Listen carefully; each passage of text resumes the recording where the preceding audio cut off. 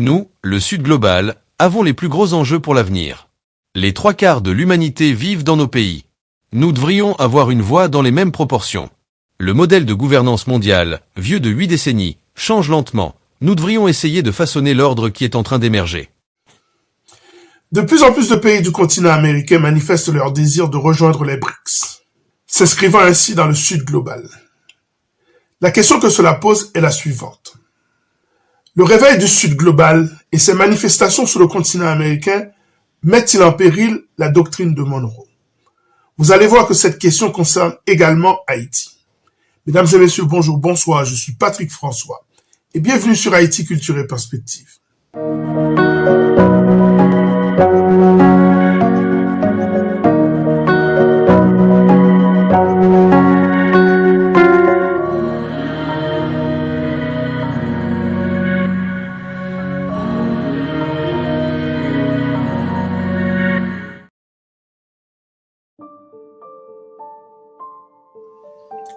Selon le site Géoconfluence, le Sud global est un ensemble géopolitique qui recouvre l'ensemble des États qui ne relèvent pas de l'ancien bloc occidental formé pendant la guerre froide, ni de l'Union européenne.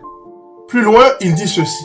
Le Sud global est finalement l'expression d'un fonctionnement toujours plus multipolaire de l'ordre mondial dans lequel les États-Unis ne sont plus qu'un modèle parmi d'autres, et où chaque État peut nouer des partenariats avec les autres de façon multilatérale, en s'affranchissant des logiques d'alliance traditionnelles.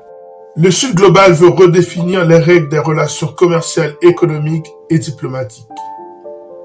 La Banque de Shanghai tente à contrecarrer ce système financier né des institutions de Bretton Woods après la Seconde Guerre mondiale.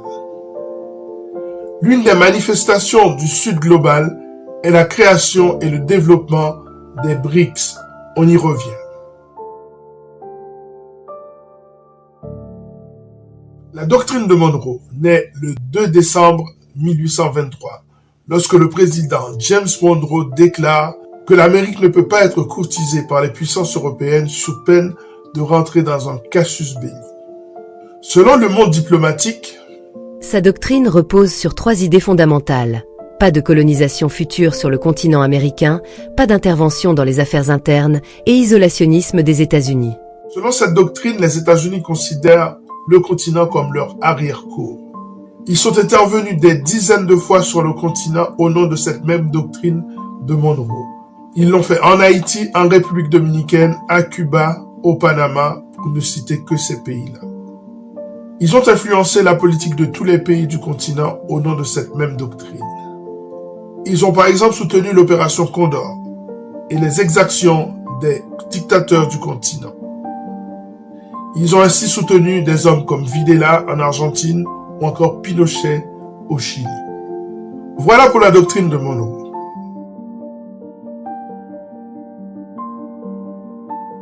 En 2001, des économistes de la Goldman Sachs identifient une coopération économique et commerciale entre un groupe de pays. Ces pays sont le Brésil, la Russie, l'Inde et la Chine. Ils appellent ce groupe BRIC, P-R-I-C. En 2011, le groupe s'agrandit à l'Afrique du Sud et devient BRICS pour South Africa. Le Brésil de Lula et de Dilma Rousseff est tout de suite devenu un acteur important des BRICS, ce qui constitue un premier pied de nez à la doctrine de Monroe. Aujourd'hui, les BRICS ouvrent leurs bras à des candidatures de pays faisant partie de tous les continents de la planète. L'organisation est devenue les BRICS+, depuis le 1er janvier 2024, avec des pays comme l'Égypte, l'Éthiopie, l'Iran, l'Arabie Saoudite et les Émirats Arabes Unis. Lors du sommet des BRICS+, en Russie, le 14 juin dernier, à Nijni Novgorod, une vingtaine de nouveaux pays ont posé leur candidature à l'adhésion aux BRICS. Une série d'adhésions à cet ensemble économique dont le PIB et le marché intérieur a déjà dépassé celui des pays du G7. Et parmi ces pays qui ont posé leur candidature à l'époque, il y avait l'Argentine.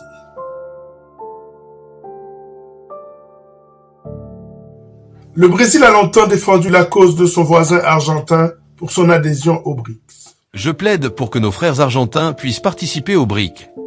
Le Brésil ne peut pas élaborer une politique de développement industriel sans se rappeler que l'Argentine est un pays qui doit se développer en même temps que le Brésil. Lors du sommet des BRICS en août 2023 à Johannesburg, la décision fut prise d'intégrer l'Argentine le 1er janvier 2024 aux BRICS. Mais l'élection de l'ultralibéral d'extrême droite Javier Milei le 19 novembre 2023 au scrutin uninominal majoritaire à 2 tours, avec 55,65% des voix, a détourné Buenos Aires de cette intégration qui semblait pourtant imminente. Comme vous le savez, la marque de politique étrangère du gouvernement que je préside depuis quelques jours diffère à de nombreux égards de celle du gouvernement précédent. En ce sens, certaines décisions prises par l'administration précédente seront révisées.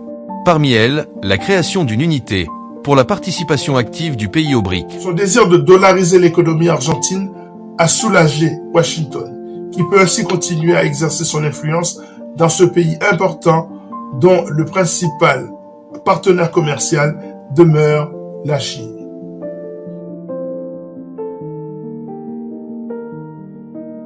Parmi les candidats à l'adhésion au BRICS+, il y a plusieurs pays qui furent des vassaux des États-Unis d'Amérique.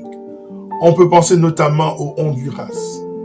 On peut également penser à la Bolivie. Bolivie, pays symbolique où a été tué Che Guevara le 9 octobre 1967, alors qu'il tentait de faire de ce pays un nouveau Cuba. Mais les autres candidats sont moins surprenants. C'est le cas du Nicaragua, de Cuba ou encore de Venezuela. On se dit que si ces candidatures se matérialisent, la doctrine de Monroe sera définitivement enterrée.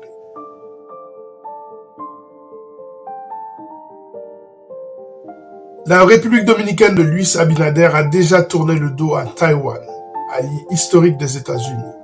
En effet, elle a décidé d'établir des relations diplomatiques en mai 2018 avec la Chine, adhérant ainsi au principe d'une seule Chine. Principe très cher à Pékin, en échange d'investissements massifs.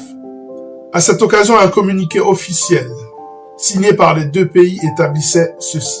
Le gouvernement de la République dominicaine reconnaît qu'il n'y a qu'une seule Chine dans le monde, que le gouvernement de la République populaire de Chine est le seul gouvernement légal représentant la Chine tout entière et que Taïwan est une partie inaliénable du territoire chinois. C'est ce qu'on appelle la diplomatie du yuan. Alors pourquoi ne pas envisager la République dominicaine adhérant aux BRICS? En tout cas, de l'autre côté de la frontière haïtienne, les rumeurs vont dans ce sens.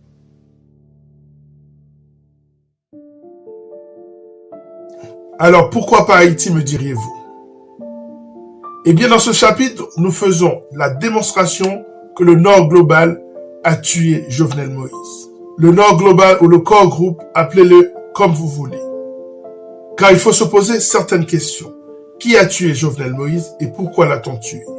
Il a été prouvé que Jovenel Moïse voulait se tourner vers le Sud global et a été tué après sa visite au Forum de la diplomatie d'Antalya de juin 2021. On sait que Haïti et la Turquie ont signé 7 accords de coopération en août 2020. À la mi-novembre 2020, les présidents Moïse et son homologue turc Recep Tayyip Erdogan ont eu des entretiens téléphoniques dans le cadre de négociations pour la mise en place de 2 centrales flottantes capables d'étendre les services électriques à Port-au-Prince et au Cap Haïtien. On sait qu'en mars 2021, le ministre turc des Affaires étrangères Mevlut Cavusoglu a visité Haïti. On sait aussi que les tueurs ont fouillé la maison du président et y ont saisi des documents précieux. Enfin, on sait que le président avait reçu des lettres de créance de l'ambassadeur de la Fédération de Russie, Sergueï Melik Bagdasarov, le 2 juin 2021, soit 1 mois avant son assassinat. Sergueï Melik Bagdasarov, un ambassadeur connu pour aider son pays à s'implanter sur le continent américain, comme il l'avait fait à Caracas. Jovenel Moïse s'apprêtait à faire basculer Haïti vers le sud global. C'est pour cela qu'il a été tué. Parce qu'il croyait en ce nouvel ordre mondial, comme les Dominicains, comme les Brésiliens, comme les Mexicains. Sauf que lui, étant président pantin d'un protectorat du Core Group, il n'en avait pas le droit. Un argument peut être émis que la mort de Jovenel Moïse correspond à une manifestation supplémentaire de l'absence de l'indépendance d'Haïti. Haïti n'est plus indépendant depuis plusieurs décennies. Il est temps pour nous de le reconnaître. Il y a un principe en relations internationales cher aux néo-réalistes qui dit ceci. On ne peut pas combattre un ennemi qu'on ne reconnaît pas en tant que tel. Et quand j'entends nos dirigeants saluer les pays amis d'Haïti, cela me fait rire. Cela me rappelle une autre théorie aussi réaliste que la première, qui veut que les pays n'aient pas d'amis, mais des intérêts. Aujourd'hui, certaines forces occultes font tout pour que le pays ne change pas de sillage. Moïse a buté sur ces forces endogènes et exogènes. Il est temps pour nous, en tant que peuple, de comprendre ces enjeux et de sortir de l'enfance. Voilà, ça est terminé pour cette émission de réflexion sur le sens de la doctrine de Monroe. À très bientôt pour une nouvelle émission. Prenez soin de vous. Ciao.